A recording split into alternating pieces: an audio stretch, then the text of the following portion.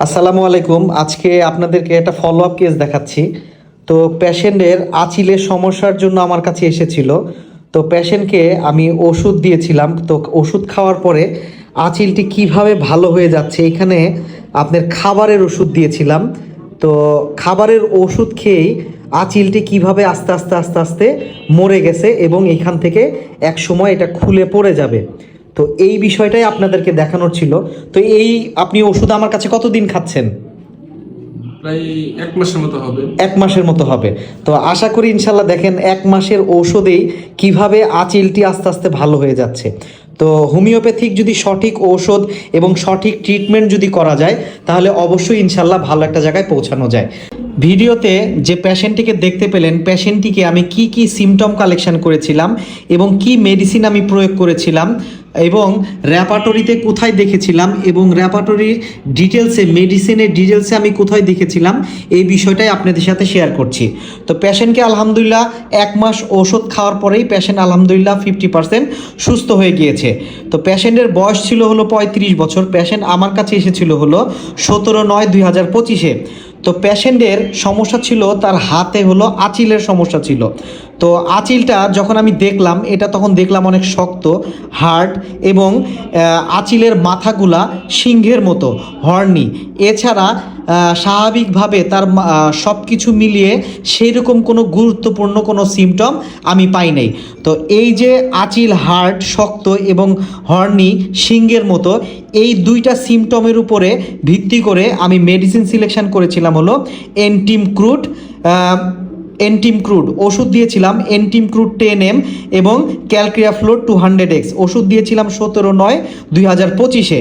তো পেশেন্ট পরবর্তীতে আমার কাছে আসে হলো 1 মাস পরে। পরবর্তীতে আমি ওষুধ দিয়েছিলাম এন্টিমক্রুড 50 mg এবং বাইকোমিক ওষুধ দিয়েছিলাম ক্যালক্রিয়াফ্লোর 200x ওষুধ দিয়েছিলাম 17/10/2025-এ।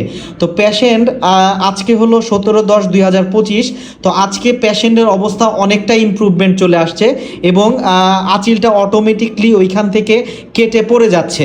তো আশা করি ইনশাল্লাহ এন্টিমক্রুড 50 mg এর কাজ চলমান থাকা অবস্থাতেই পেশেন্ট ইনশাল্লাহ পুরোপুরি সুস্থ হয়ে যাবে। তো এই বিষয়টা আমি র্যাপাটরিতে কোথায় দেখলাম, এখানে প্রথমে আমরা যাব হলো স্কিনে যাওয়ার পর এইখানে আমরা যাব ওয়ার্ডস, WAR, ওয়ার্ডস শব্দের অর্থ হলো আঁচিল। তো আঁচিলে যাওয়ার পর আমরা এখানে নিচের দিকে আসতে থাকবো। আঁচিলের উপরে কিন্তু অনেকগুলো মেডিসিন আছে। আঁচিলের উপরে মেডিসিন আছে হলো 81টা। তো এইখানে কোন মেডিসিনটা হবে, 81টা মেডিসিনের মধ্যে কোন মেডিসিনটা হবে সেটা আমাদেরকে খুঁজে বের করতে হবে। তো আমরা এইখানে দেখতে পেয়েছিলাম হলো যে তার আঁচিলটা অনেক শক্ত, হার্ডের উপরে আছে 10টা মেডিসিন, তার মধ্যে এন্টিমক্রুড হলো ফার্স্ট গ্রেডে রয়েছে। পরবর্তীতে তার যে আঁচিল ছিল, আঁচিলের মাথাগুলো ছিল হলো সিংহের মতো, হর্নি। এখানে সিংহের মতো মেডিসিনে, সিংহের মতো যে সিমটম, এই সিমটমের উপরে মেডিসিন আছে হলো 12টা। তার মধ্যে এই 12টা মেডিসিনের মধ্যে এন্টিমক্রুড আছে হলো ফার্স্ট গ্রেডে। এখন বিষয় হলো আমি এখানে হার্ড এবং হর্নি এই দুইটার মধ্যে এন্টিমক্রুড দুইটাতেই ফার্স্ট গ্রেডে রয়েছে, এই জন্য আমি এন্টিমক্রুড মেডিসিনটা সিলেকশন করেছি। তো এখন আমি এন্টিমক্রুডের যদি একটু ডিটেলসে যাই, সেক্ষেত্রে আমরা দেখতে পাবো এখানে যে কি লেখা আছে। তো এইখানে আমরা একটু নিচে চলে যাব। যাওয়ার পর আমরা এখানে দেখতে পাবো হলো এইখানে আমরা দেখতে পাবো হলো Horne words on hands finger. তার মানে কি, যে সিংহের মতো আঁচিল হবে। আঁচিলটা কোথায় হবে? হাতে। হাতের কোথায় হবে?